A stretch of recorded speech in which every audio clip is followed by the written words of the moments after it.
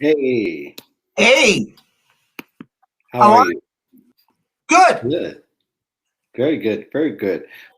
We're just waiting on Jack, and we are live on LinkedIn, so people still can watch us and prepare for the show. I figure that some people are actually listening in the background while we're talking. They don't necessarily watch or waitingly uh, to participate. So I find that okay. So you're saying that they listen to our brilliant and crisp pre-show conversations, huh? Yeah, they at least they give at least partial attention to the pregame. And here's Jack. Right, gentlemen, Yes, sir. Yes, what's we're going on? here. How you doing, sir? Good, good. Hey, Damian, Good. good to see you. Good to see you, and you can really see me this time. Yeah, right. Yeah, Yes, right. Good deal. I didn't have to draw a picture of you just to have you shown up here. This is Yeah, but awesome. Yeah, this. Go clear ahead. days seem to bring on good signals. I think that's what it is. It's pretty clear in Chicago. It's good here, and the stick figure that you drew last time was very accurate, don't you think?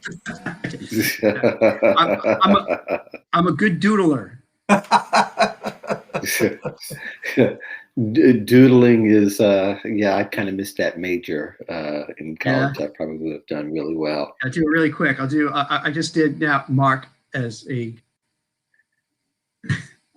Yeah, I wonder how that's going to turn out. I just did this two If seconds. you oh, that's Oh, actually wow, that's yeah, that's actually pretty good. good for a doodle.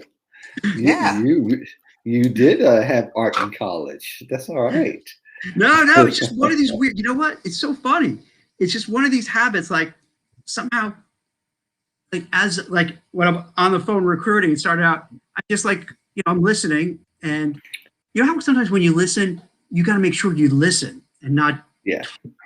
So somehow I found it by asking, just like kind of doodling as I'm listening, I'm able to not talk and listen to the other person, and then I find myself like my notebooks are filled with doodles. Oh, that's interesting. I know there are other people who doodle and use that the same kind of way. For some people it's therapeutic. So Yeah, there you go. For me, it was just to pass the time completely. yeah. For somebody I didn't really care about hearing. So you know, what can we say? So shall we get started? All Uh, right. and for those who are watching, thank you very much for watching the Modern Job Search Checklist. My name is Mark.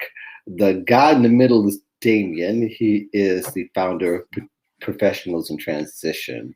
Uh, 10,000 strong in helping job seekers find positions and help them with their careers. He's also been responsible for firing thousands, also hiring thousands. So there you Wait, go. fiery thousands? Yeah, Yeah. he estimates about 5,000. I think it might be more on the six side, but Oh, we that's got to talk about debatable. that later. How does that happen? That's Um, not something you just pass along, like, oh, and firing thousands of people. That's Yeah.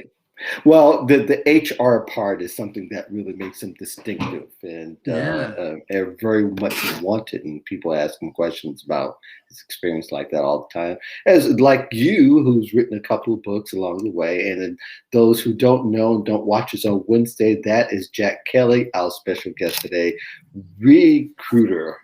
Recruiter.io, and also my co-host on Job Seeker Nation. Welcome, Jack. Sure, and I know that you'll get past the introductions at some particular point. His will's attorney said, "How do you fire 5,000 people?" yeah, Uh, yeah.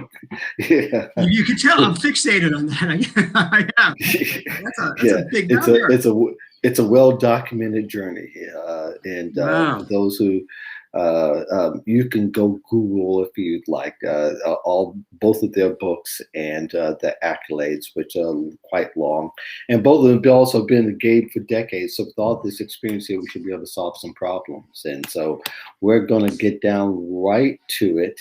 And one of the things I want to talk about a little bit.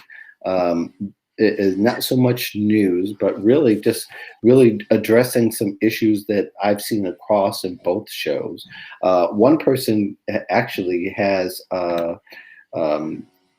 commented in the past couple of shows about their confidence. And Jack and I, you come because that person came to our show here on Friday first, and then commented again on Damian and I's show. So I definitely want to bring that up because I think that is a valid concern around people establishing or gaining self-confidence about this time, especially people who've been unemployed more than 6 months. Your confidence seemed kind of shaky. I'll start with you, Jack, first. Your thoughts on maybe there might be some techniques you have or some ways that you go about thinking that keeps up your self-confidence during any time, but particularly, I guess, during the rough times of the pandemic. Okay, so confidence is such an important part of the whole job search. You could have the best elevator pitch, you could have the best resume, you can market like crazy on LinkedIn, but if you go to the interview and you just don't come across confident, you don't come across positive, enthusiastic, motivated, it's going to be hard to sell yourself to them. It's going to be hard to get that interview, hard to get that job offer. So that's something you definitely have to work on. So now that I say that, that puts even more pressure on the people who are saying high confidence. So it's making it more like, thanks, Jack. Right. Now you make me even more stressed out. I'll tell you what. So you asked me what I do. I do this, and it's really simple. And you could easily, I don't want to say easily, but you could definitely try this as well. When I first started recruiting, I just made a decision. I'm going to be myself. I'm going to be authentic. I'm going to be genuine. And I think you guys know, and in the audience, you could tell. There's so many people who are just so phony and plastic. You meet them and they say, Damian, how you doing? And so, oh, I'm doing great. I'm doing fantastic. Everything is wonderful. And it's like, oh, come on, give me a break. Or they put on this phony voice of authority. And so early on, I'm like, yeah, you know what? I'm going to be just me and be comfortable with myself and just go there. And that's what I would suggest for job seekers. Don't even worry about like the term confidence. Don't worry about the labels. You just be yourself. Be authentic. Come in there. Talk about what you know. Share what you know, and if it works, it works. If it doesn't, you know what? You move on to the next one. When I say it, it makes it sound so easy and simple, and in a way, it kind of is. It's just it's a philosophy. It's an attitude. Hey, I'm going to keep trying. I'm going to keep knocking on doors, and one will open. If the first one doesn't, that's okay. I'll go to the next one, and the next one, and the next one.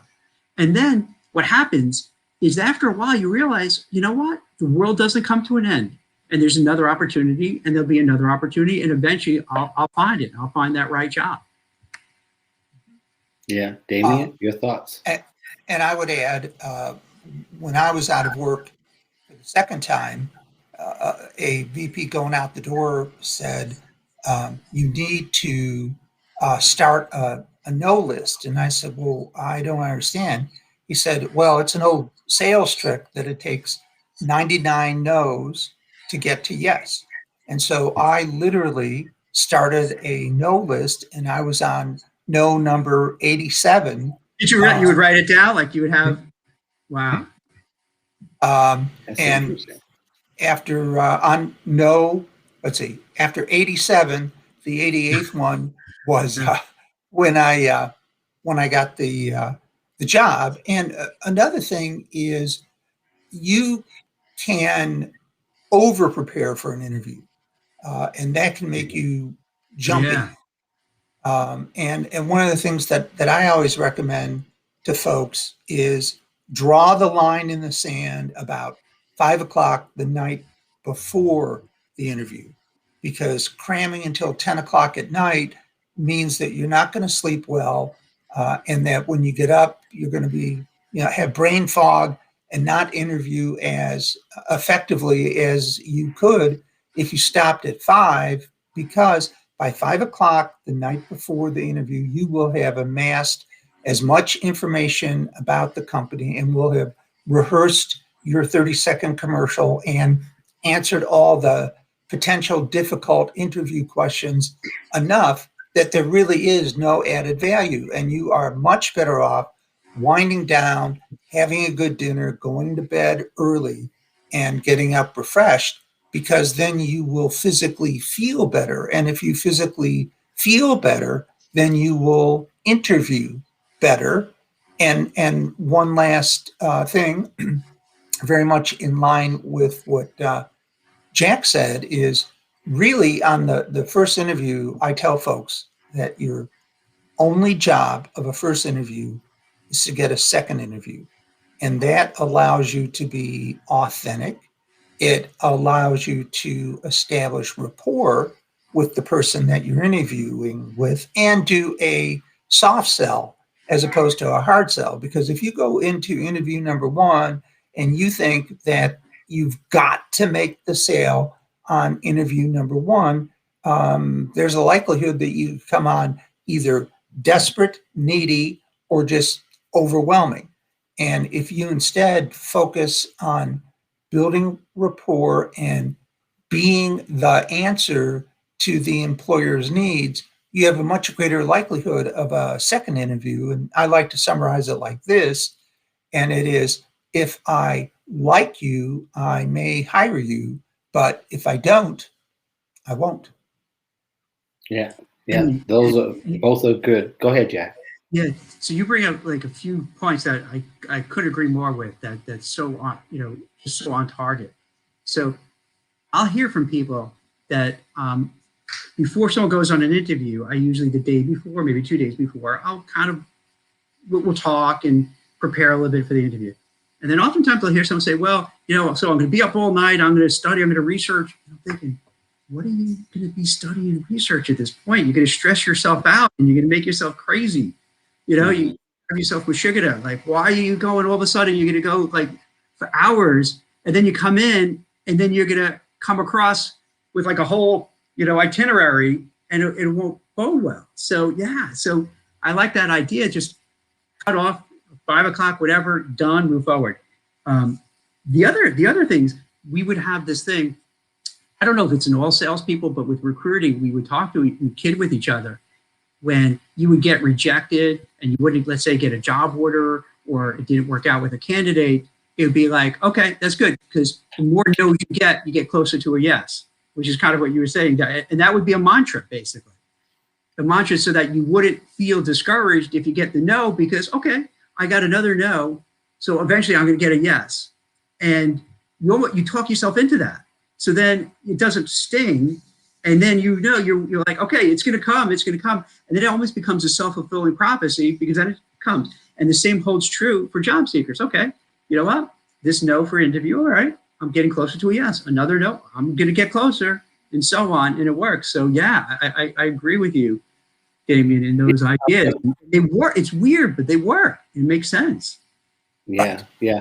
I want to be sure to welcome Prasanti to the show, and she also inspired this discussion in the sense her issue, if I'm not, you can correct me, Prasanti, is that she felt she was overconfident in delivering at interviews, and how do you know where to draw the line of bragging too much? And we answered that question in both shows, but I think this one, Prasanti, you were inspired in the sense that we talk about confidence, because I think people, after a long time in not getting some kind of, not even for some people, not getting to the final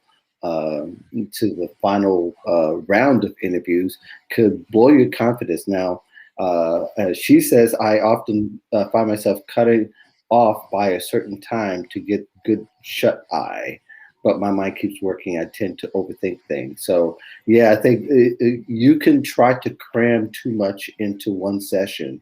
And really, I try to under-prepare a little bit, because part of my shtick in interviews in the past is that I like to take in part of the intel that's being given from the time I walk in, whether how people are feeling, what people are saying, what people said before I walk into a room, before I sit down in the chair.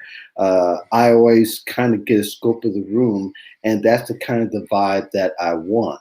But the other thing that I like is I kind of I took some confident, vibe off of rap.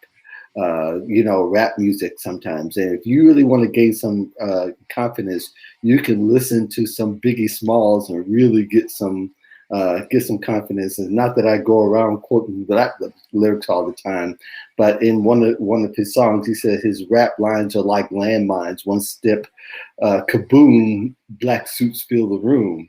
And as silly as that may sound now, in context, it's a wonderful, you have that theme music and the vibe that it gives off. It kind of sticks your chest out just a little bit. But I think people should do whatever it takes to do to get the confidence, and also that they should not just put the confidence in, but dismantle the things that start to make you feel the lack of confidence. To get more confidence, you got to clip the landmines that seem to come across. One of the things is how we speak and how we talk and how we come across, and think about what people have told us in our past and what we need to work on in our delivery. One thing my wife kids me about, she says, "You don't look people in the eye." I said, "Well, really don't have to worry about that in the virtual world." But nevertheless, uh, she used to always coach me about that. And we're talking about some years ago when interviewing was a thing around here. But I think ultimately in coaching other people, I find that, when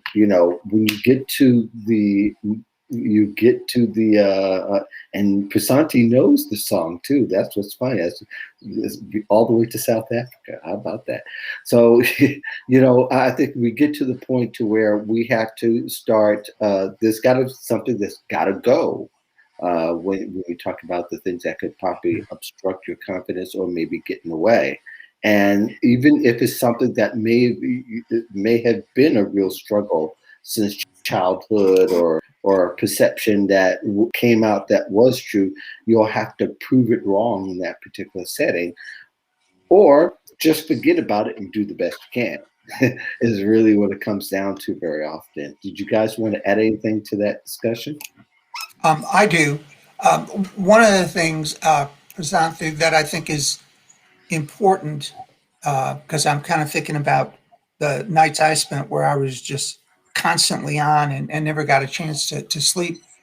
I found that by getting up, reestablishing control, by Hmm. having a regular schedule that I followed, most importantly, turning things off at 5 o'clock, because the internet allows us to be a 24/7, 365 Hmm. job seeker. And by literally turning my computer off at night and then reassuming all of the roles that we normally have and don't even think of, spouse, father, uh, Boy Scout leader, whatever. And by fully investing in those roles, I realized that yes, my job was very important, critically important, but that was only a part of my life. And the rest of my life was intact. I could continue to excel at what I was doing, and it kind of put things in perspective. And getting that perspective, plus increasing my physical activity to burn through the very stressful process of job searching, all of those little kind of tools combined helped my self-esteem and did reduce my stress somewhat. Yeah, you do have only a few minutes to get that perspective out on the floor, and if you don't, that could sure ruin it. You think, Jack? Yeah, to go back what you were saying earlier, Mark, I'm with you. When this could apply to an interview, in terms of if you're giving a talk, I I like to have a general idea of what I'm going to say and do, but I don't map it out to the degree that I'm dependent upon having this kind of whole list of what I'm going to say and do. I try to, as Mark, as you said, kind of read the room, feel the vibe. If you're an interview, get a sense of the interviewer. So then it becomes much more real and natural, Mhm.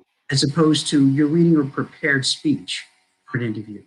And I find that it's more effective in the interview process because the interviewer starts feeling more comfortable because it's like, okay, Mark or Jack or Damian, they're coming very natural, very real, very organic, as opposed to, putting on that facade that most people put on when they interview.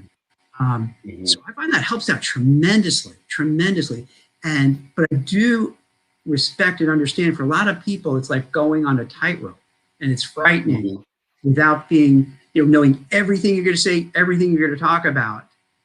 And it's just, so it might not be for everybody. This is for people who kind of feel comfortable having a game plan of what you want to say, what you want to do, how you want to come across, but then kind of winging it a bit because you just feel Mhm.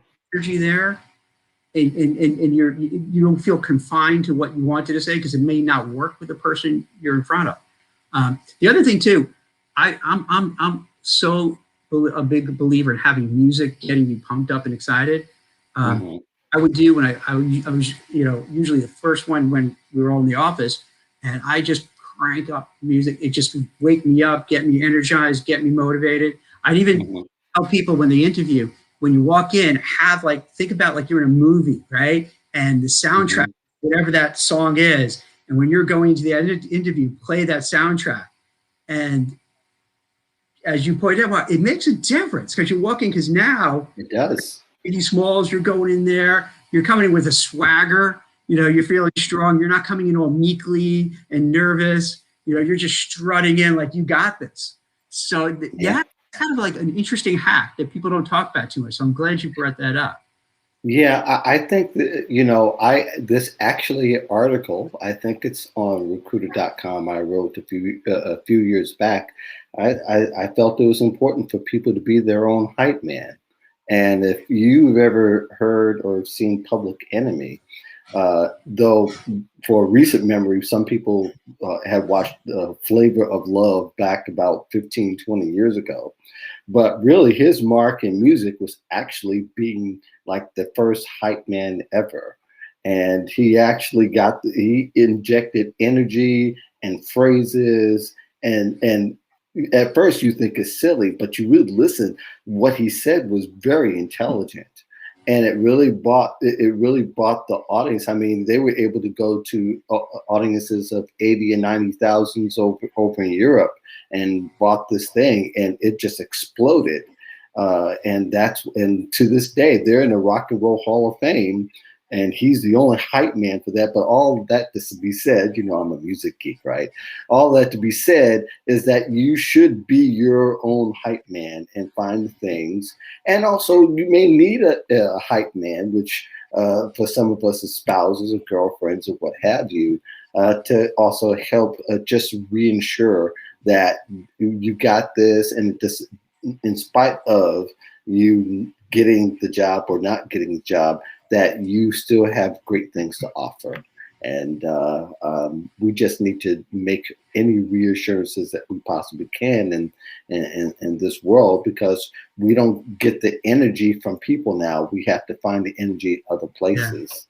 Do I used to love getting the energy from people, but now you got to look to the camera. So, you've got to do other things and find other ways. And that's part of, just being agile and being able to pivot through different circumstances. And those are the things that employers need to see. They want to see you make the adjustment, give the quality, and get the results. And be able to do that through any circumstances. Anything else you guys want to chip in on before we go on to the next topic? I just wanted to say, and this is just going back to being spontaneous, but being prepared. Hmm. Um, I was always afraid that I would get popped with a question like, well, what happened at work? Why did you lose your job? What is your greatest weakness? Hmm. Uh, and I literally had a book by Bernard Haldane, which shows you how far back that goes, and it had a list of the 99 most difficult interview questions.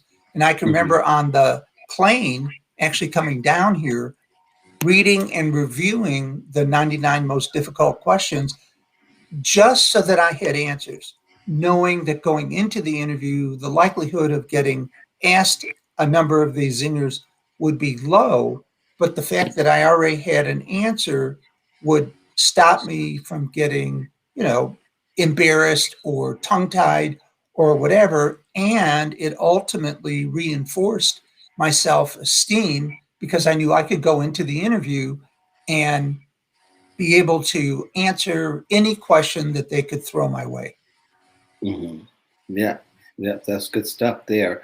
Prasanti says, yes, being authentic is so important. Storytelling as a basis to answer interview questions help tremendously as you have not having to read a script or coming off rehearsed. I think, and we could jump into storytelling a little bit, which I think is a big deal when we talk about how, that we need to have stories of examples. One of what of how did we get from point A to point B? How did we accomplish certain things that which really meets an employer's needs? And also a story of how you've overcome some obstacles and things like that. And when I say storytelling, I mean actually saying there were scenes or there were situations where you are presenting that really helps an employer to crystallize for them why they're going to need you, especially when they're going to ask, things like you said, what are your greatest weaknesses? That's a great time for a story. And so I remember once that I did X, Y, and Z, and I felt the lack of confidence, or I wasn't sure how things were going to. And this is what I did to help build the confidence. Then at the end, I was able to accomplish this and succeed because of X, Y, and Z. And stories don't always have to be the grand success stories. It could be something that helps reveal about your character. It said, well, I did this X, Y, and Z, but unfortunately, it didn't turn out the way I wanted. But what I was able to learn, so that next time I'm able to go back to, I was able to take the results a lot higher the next time because I learned my lesson here. And I think there's a lot of ways you can apply that, but storytelling is a major part of interview, and also just having conversations with people that could potentially refer you, people that you meet that you hope to meet someone else, and the story might be a great way. I'm not saying that you should make that you should make that something that you make up, although there are times when there might be something fictional that might fit. One time I used Aesop's fables in if you believe it or not, and it was quite appropriate. Paula Christensen, thank you very much. And Paula is going to be joining us on Job Seeker Nation here, I believe, coming up in the next week or two, I believe. She says storytelling increases engagement. That's really important. Engagement helps an employer visualize you in a role, and also helps them determine if you'll fit the company, team, or culture. As someone who hires, Jack, how does storytelling, or someone telling a story, or the storyline of their presentation, does that impact you at all? Does that make you pay more attention or think differently about someone? It depends. It's interesting, Mark, because personally, I'm not a big storyteller. I don't know why. I don't have. It's not because I'm positive about it or negative about it. I might from time to time relate a personal story, but more often than not, I don't. When it comes to a job seeker, Mm-hmm. it depends if it's a good story. Because we've all been in the situation where someone starts telling a story, and then you realize, you have that one moment, you realize, oh my God, this is not going anywhere. This is boring. This is terrible. Mm-hmm. How do I get the hell out of this? So if you're going to tell a story, I would suggest it has to be a good story. It has to be concise. It has to be on point. It has to be on target. Yeah. It has to be a beginning. There has to be an end. It can't be this meandering, wandering around trying to find a point, because the listener, it's oh my God, it's probably the worst thing you can do. So so a story, you got to make sure it's perfected. Otherwise, And if I could just go back a little bit to the hype part we talked about last. Okay. All right. Yeah, I'm all for that, because I think there's so much advantage for job seekers who are their own hype person. Because, and again, this is going to sound like woo-hoo kind of stuff, but I believe it and it works, and it works on myself. And if you say, hey, I'm going to go into this interview and I'm going to make it work. It's going to happen. I'm going to do this. And I'm just going to make it happen. And it sounds obnoxious and it sounds jerky, but you kind of self-talk yourself into it. Right. You're putting it out there. I'm going to do it. Then the subconscious in you is like, all right, I'm going to do it. Yeah. Why can't I do it? And you turn tables of having that lack of self-confidence to be like, no, I'm going to do it. I'm going to happen, make it happen. And if it doesn't happen this time, it's going to happen the next time or the time after that.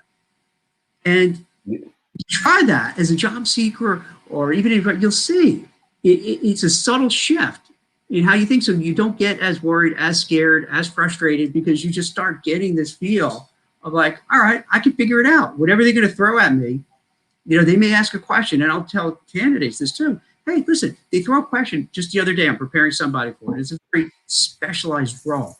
And I was saying to the guy, hey, listen, if you don't do it, just say, you know what? That's a great question. I don't have experience doing X. That's one of the reasons why I'm here on the interview, because I know what I know. I've learned a lot in my current company, but I feel the need to get to that next level. And I have I need to get to. You guys still see me, or? No, we see the cat. Right, but I'm still there. Okay, because so yeah. I don't know what I was saying. All right, I'll let you guys go back because Jiggles just distracted me. All right, buddy. Yeah, I'll have to cut that into something to share that things that could happen when you're on the remote call. Good thing it's not a job interview, right? Oh my God! No, oh God, Jiggles! No, help! But yeah, even this, you know what? So you run with it. All right, you have a cat that sits on your keyboard. You could be mortified, oh my God, this is terrible, or you make the best of it. Yeah, you do. Think about what a great example, right? Of okay, instead of oh my God, get out, what? This is terrible, so embarrassing. It's all right, it happened. We'll make the best of it. Yeah, right. Yeah, that's true. Damian is someone who's also hired a whole bunch. In the fact that how does stories impact you as an employer when you hear them? I mean the good ones, and what do you think are the main components, or a main component in a good storytelling? Well, if I could, I'd like to flip back to the way that I would interview, because Jack, I am always telling stories, some better than others. But when you're interviewing, you can frame your storytelling the same way every time, so that a human resource manager can get it. And there's various terms, STAR and various other ones.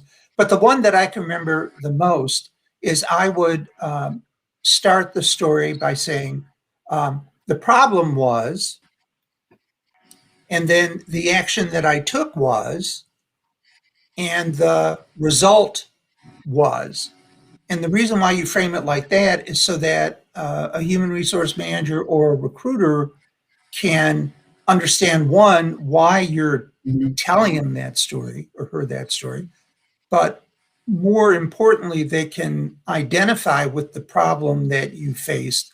They can visualize the action that you took, and they can see the results that you produced.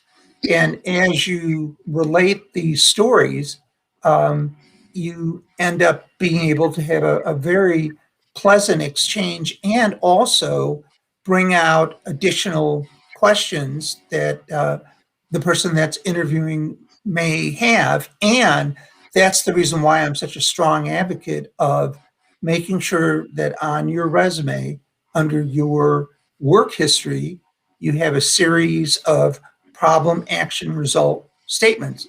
You can say you increase sales, but it's much more impactful if you say increase sales 25% in a 6 month period, because those statements on your resume are an open challenge to the person that's interviewing you.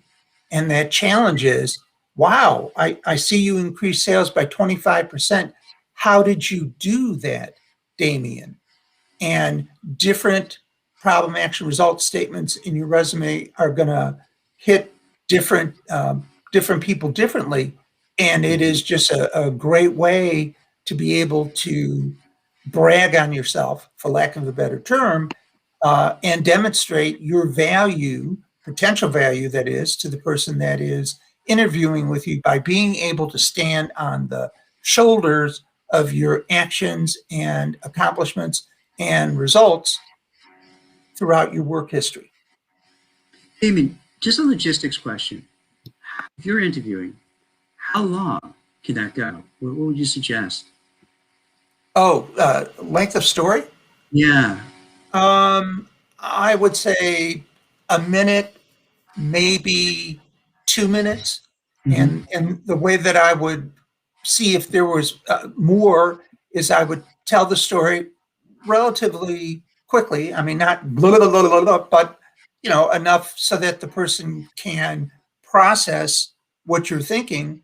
And then I would say, is there anything else that you would like to know?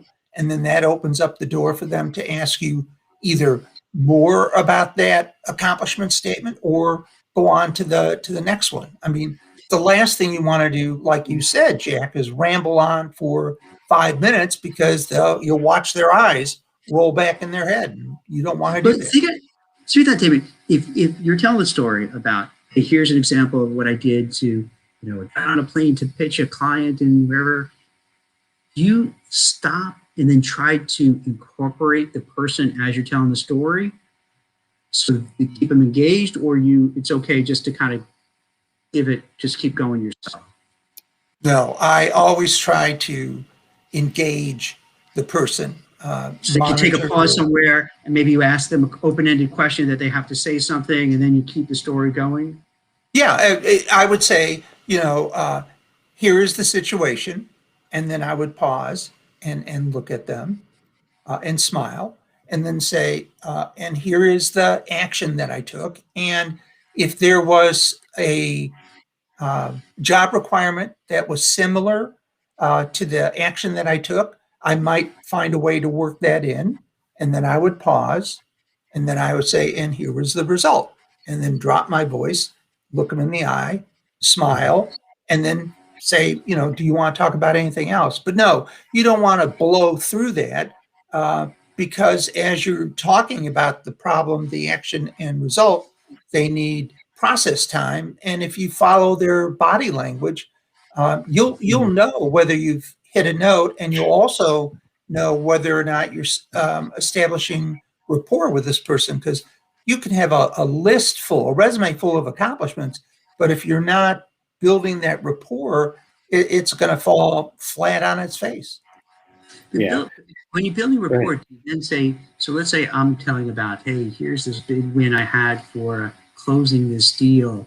I'll say, Amy, have you been in that spot where, like, you kind of take a break in that story and then incorporate, hey, to see if you had the similar one and go back? You don't really do that. It really depends. It depends from interview to interview. It depends on what the accomplishment is. Sometimes the HR person will interject a comment, and then from there, I follow their lead. But Right. I think to your point, Jack, it has to be interactive. You know, you're not there to blast them with your problem action results. You're there to engage them Mm. so that they can begin to envision you and think, well, you know, if he did this for the XYZ company and he has this particular talent and we have this particular need, then based on his previous experience, there's a very good chance that he could do that for our company too. Yeah. Well, I Mark, do want you to do offer that? How, you. Well, I was going to say there's a lot of different ways to deliver it, but I think too one effective way, and there are very few people who use this method, and I think it has to be thought out a little bit. But I can tell you, one time I sent uh, medical books to someone who claimed that their basement was flooded and they lost all of their stuff, and they really need these medical books to do the billing for their clients. And I started that one sentence. Now, what that person didn't know is that person knew the bottom line and said, well, why did you do that when there wasn't any, I mean, just based on their word? And I said, well, what ultimately, what I found out later, that this person was a board member of the organization and they really were flooded out and they really were into it. And I did that because this person they had a profile, but their profile didn't show to us for some reason. But all in all, to say, it caused other questions by me telling the punchline first, as opposed to going from the front to back. I started from the back and then got them intrigued and engaged. And then they came, and then I was able to tell the whole story of how it all happens. And it has to be well thought out to be able to do something like that. But really, storytelling can even be done in one line. Just like I just showed you guys that, hey, I told the punchline first. I said this was the real problem of it. A lot of the people want to try to set up the problem when sometimes the setup isn't what's going to capture the attention. It's going to be how you solve the problem. So I started with the solution to the problem and worked my way back. If it didn't capture their attention, then they would have said so. I knew deep down inside, being that was organization also had products they sent to their lawyers, that was really important to them, that you had that customer service mojo going.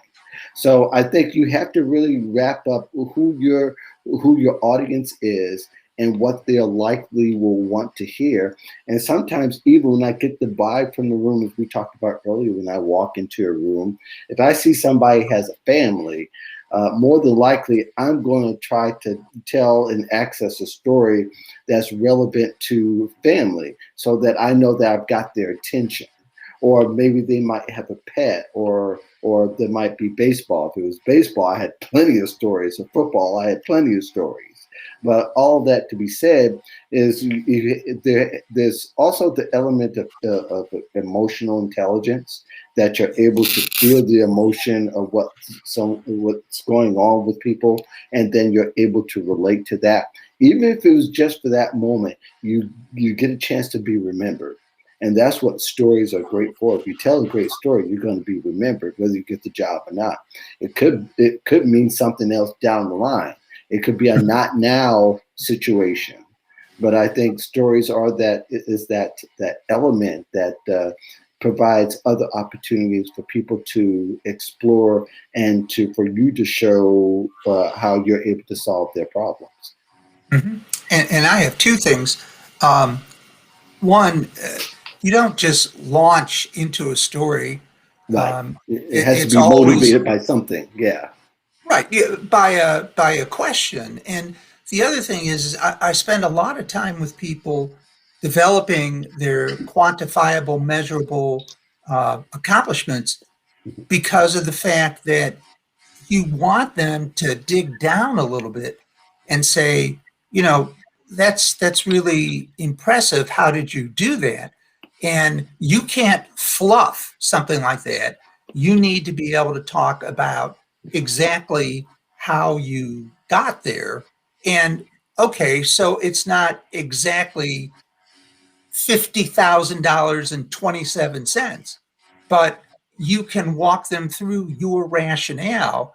And again, if there's a way for you to take their question, answer it with a story, but work in one of your strengths, one of your abilities to meet their needs, then that's a success. And then you're done. And hand the interview back to the person and let them continue interviewing you, because there's nothing worse. And I know somebody like this who, after 2 years, is still out of work, who insists on going into the interviews and hijacking them and demonstrating by their accomplishments that they are smarter than the human resource manager and better than the manager, which is a disaster because he ends up pushing people away with his accomplishments instead of following the lead of the interviewer, which is the way to build rapport and have a successful interview with the person. Because again, if I like you, I may hire you, but if I don't, I won't. Right. Jack, did you want to add anything?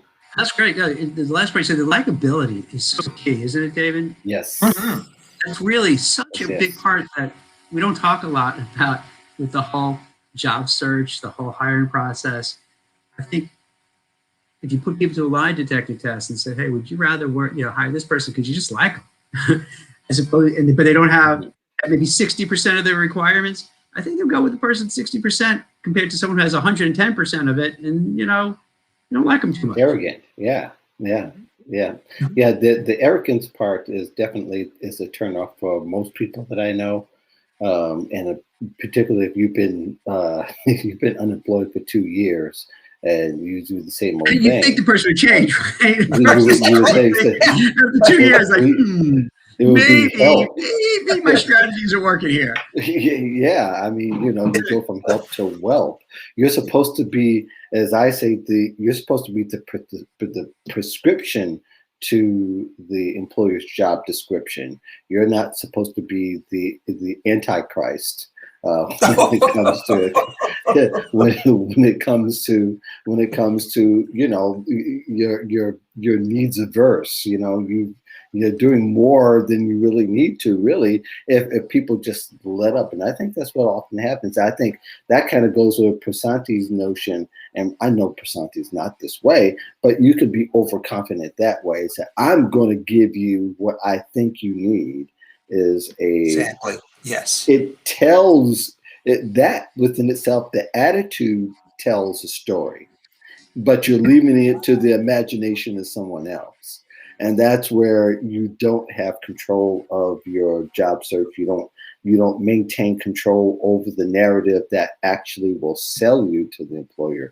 You let that get out of control by overcompensating for the weaknesses, which I think is ultimately what's really behind all that, just by hearing that story. But I just find that really interesting that people would do that. So I really think that was a great discussion to have about storytelling and what's important. Also, I think, too, we should talk a little bit about following up. And I think job seekers overall, a good percentage of them are terrible at following up. And it is it's a very tough thing. They're waiting for someone else. Again, that's part of the aspect of having someone else control your narrative. Because if you don't hear from someone, you got to assume that they're busy, not assume that they're ghosting you, ignoring you. And I think sometimes that's the fine line where people don't get. They think that sometimes ghosting is ghosting. But sometimes follow-up is also one of those measures that you've got to be able to use, especially if you need to follow up 2 or 3 times. That's actually quite more normal than not following up at all, not hearing it, just assuming that the worst has happened. So I know, Jack, you are probably a big follow-up person.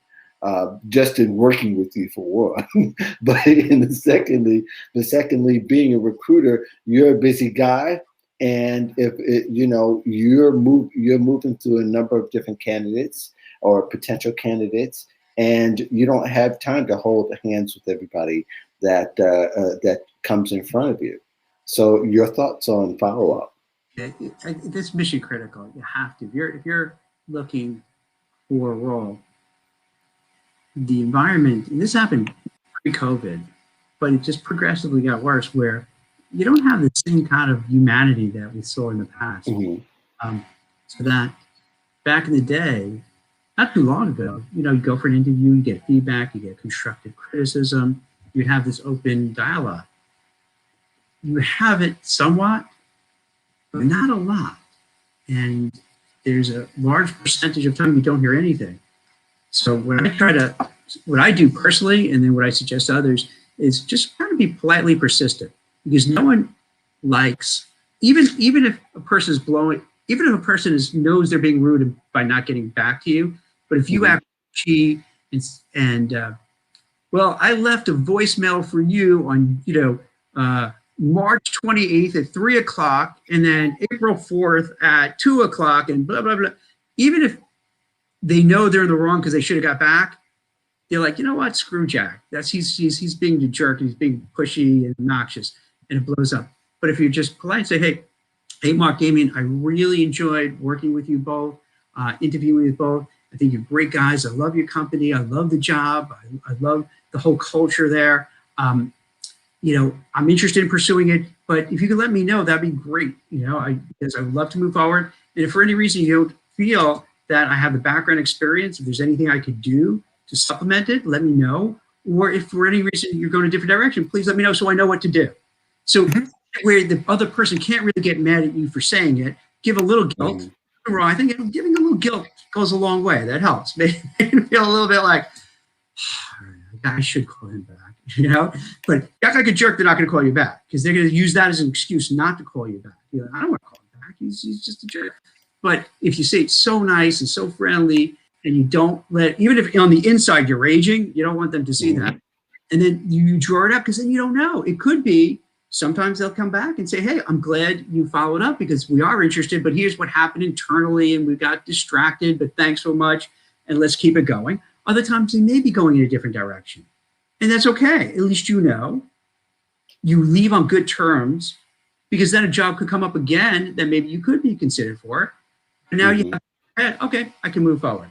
So yeah, I think you have to follow up. And I hear from a lot of people, because they're scared to follow up, I think, because they don't want to hear no.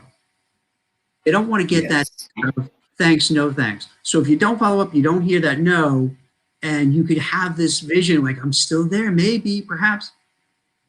I don't suggest you do that. You really want to find out, what's the deal? Do I have the interview? Do I have the job? Am I moving forward or not? Let's let's be grown-ups. Let me know. We're all big boys and girls. Let me know how it stands. And don't be afraid if they say, sorry, we're going a different direction. Hey, Mark, Damian, thanks. I appreciate going a different direction. That's fine. But I will say I really enjoyed meeting you both. I'd love to keep in touch. If anything else comes up in your company, let me know. If there's anything I could do for you in the future, I'll be glad to. And you leave on really good terms, so that, let's say you two in the interview, you walk away, you know what? Jack really did fit for this, but you know what? If something else comes up, we'll keep an eye out for it. And you've really developed a relationship. So that's how I think you want to use that follow-up. It's very artful. Yeah, I love that, and that goes along with Damian's list of no's. And Damian, it seemed to me that you want to go ahead and get the no to whether you need to move on or whether this is going to be a thing. The more you're able to move on, the more you're able to also increase the chance. Because there are job seekers I know who've waited to do nothing else for 2 or 3 weeks, not even to get continue more leads. And that's where the fault is. Right, because they fall in love with that right there. They fall in love with the fact that person ended on a positive note, not really that they end on a positive note with everybody. It's the guy that kisses every girl goodnight but never calls them back, in that kind of sense. I mean, am I on track there with the aspect of that you want to force a no, or you want to come to some kind of conclusion that no is the way to go. Get it. Yeah, absolutely. And just a couple other things.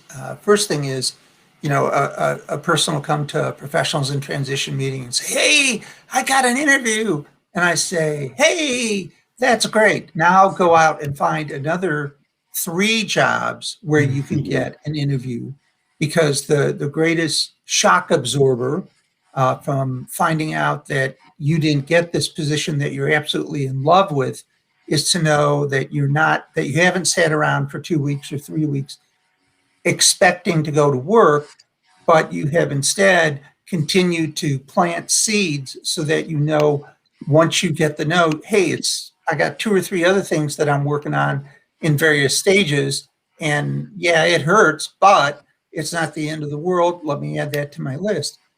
And then another thing is, um, I'm a believer in multi-channel thank yous. And what I mean by Mhm. that is it's perfectly appropriate to shoot them a quick email as soon as you get home and thanking them. But then what I do is I ask a request that you take it one step further.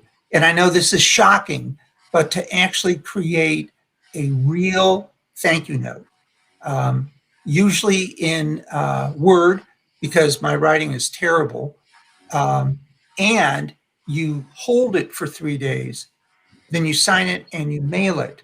Now, on your original email that you send when you get home, many people go ahead and write that Word document and attach it.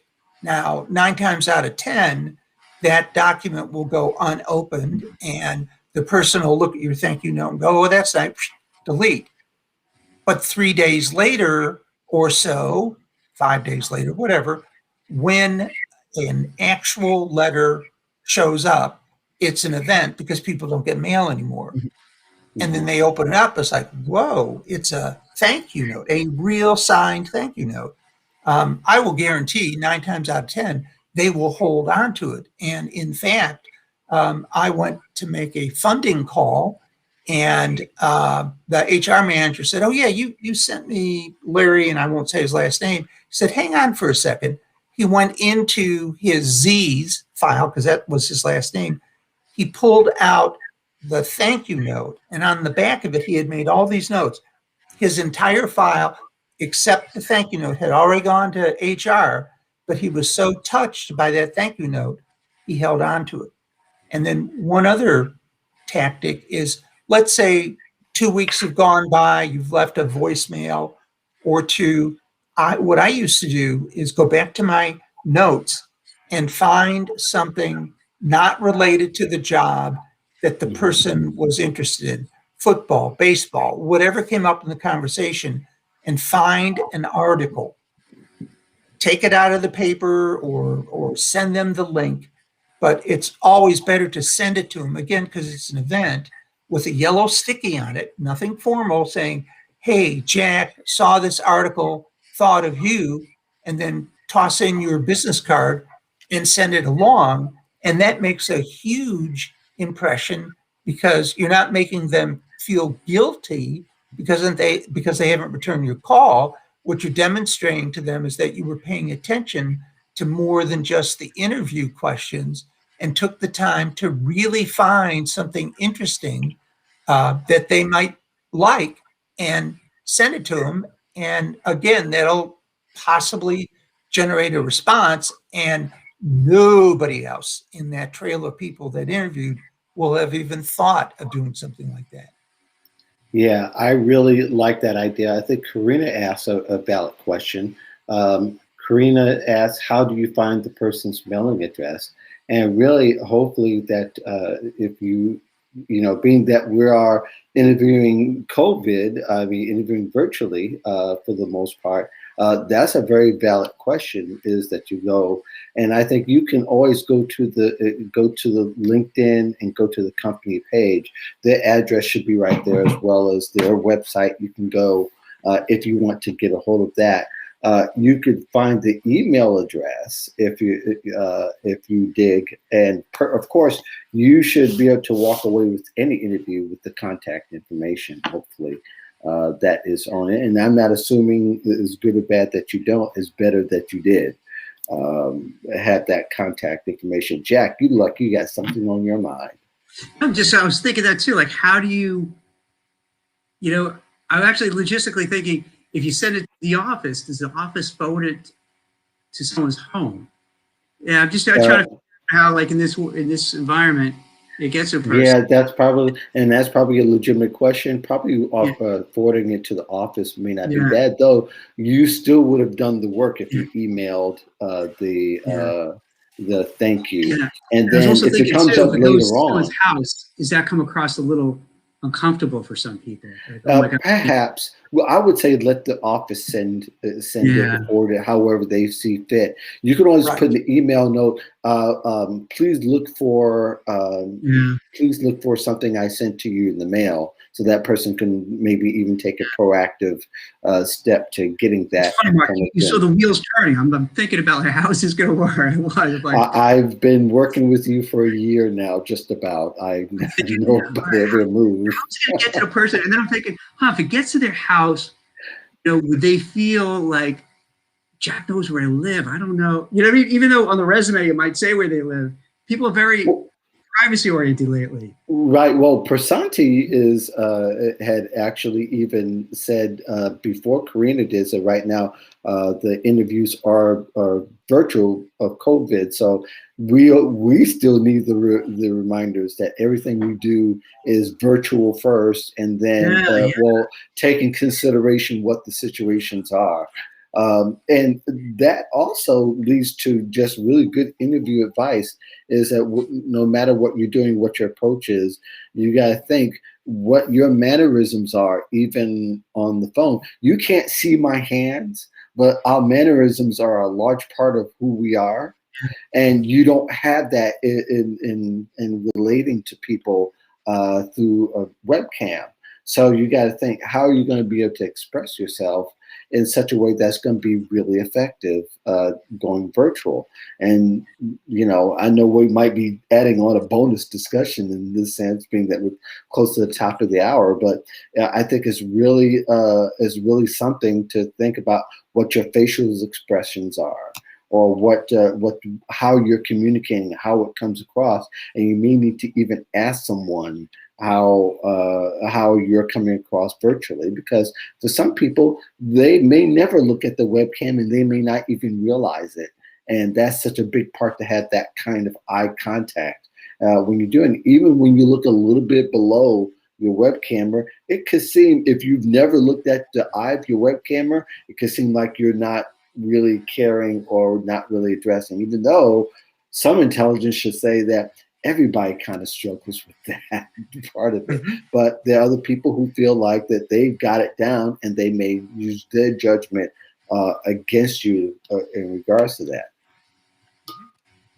Here's a trick that I use. I have a small yellow sticky pad right next, a piece of the pad, a sheet of sticky, and I have it right by the camera to always remind me to not look at the screen, but to look at the camera. And then if I am going to do a phone interview, then I take a picture of a person and put it where I'm going to be standing, because you need to stand when you do a phone interview, because it changes the way that your voice sounds. You sound more assertive and in control. Try it sometime. But back to what I was saying, by having some sort of visual reminder by the camera, you're much more likely to look at it and establish eye contact with whoever you're Zooming with, or whatever medium you're using to communicate. Yeah. I think the standing up is a valid thing. I use standing up a lot on press interviews, and I think in the early days of COVID, I started standing up because I knew that my energy was a lot more effective standing up. I've learned to channel that in different circumstances. But I think everybody's different. But I think this is a great technique. So I walk around. People, when I'm on the go call. ahead. You do this. I find myself walking around when I'm on a call. Like I have the phone. I have my AirPods. I've done that. And I kind of just find myself walking around and yeah, it's somehow it's. I don't know if it's maybe gets out any tension you have inside too by the process of walking around and doing that, or gets the blood flowing. Or as Damon, you were saying, the process of just standing up instead of sitting down, makes you come across, as you said, more assertive, more confident. But I think the process of walking, especially when it's nicer out, I go outside into like the backyard a little bit and walk around. You have the sun shining. It's nice out. Your mood improves. Mm-hmm. Yeah, Well, I think that makes a difference. Go ahead. I was going to say, and it could be your physical way of doodling, Same thing, right? Mm-hmm. Yeah. Yes, it is absolutely. Doodling is an effective means. I think there was a chapter in one of my books from college where that was actually discussed. I think there's some validity there. In case everybody, we haven't gotten the rest of you, we got so engrossed in this discussion that we forgot there are also other people listening. I want to just bring Debria's name. Debria always joins us. Thank you very much. Thank you for your comment. She says, great advice about standing and tone. And Prasanti, Paula gave some great stuff. And Prasanti for also inspiring part of this episode because of her questions about confidence. Thank the rest of you. Jack, where can the people find you? You got anything coming up next we need to know about? If anyone knows compliance people and legal risk and audit and AML people, send them my way, because side of things feels the job market more. We talked about this just recently, is that it's picking up, and there's we have job wars, a lot of interesting opportunities. So I'm just kind of hunkering down and just trying to do a lot of recruiting. So that's what I'm focusing on. Awesome. And people can find you at recruiter.io, or just follow Jack's. And then also they can hit compliancesearch.com too. Okay, good deal. Good to know. Yeah. Good to know. And Damian, what do you have coming up next? People should know about. Well, we're having our next meeting on Thursday. It is available at 7:00 on Zoom. It's wide open to anybody who would like to join us. And you can get more information, easy to remember, jobsearching.org. Yeah, and that's Professionals in Transition. In fact, you could follow the LinkedIn page, and he posts there a couple of times a week to let people know what's going on. And that organization also is a nationally recognized nonprofit organization that's helped more than 10,000 folks get on the map. With me, I've got a lot coming up, but it probably we won't see it for another couple of weeks yet. And I'll announce it and I'll let people know what's going on. In the meantime, join us next week here on the Modern Job Search Checklist. And also don't forget about us this Wednesday. Paula Christensen is going to join us. She's a resume writer and she's a regular fan of both shows. So I just want to be sure that you guys check that out and follow her. She's made some comments there, so you can just go and follow her, and so you can get the notifications as well. Thank you very much for joining us, and you guys have a great weekend.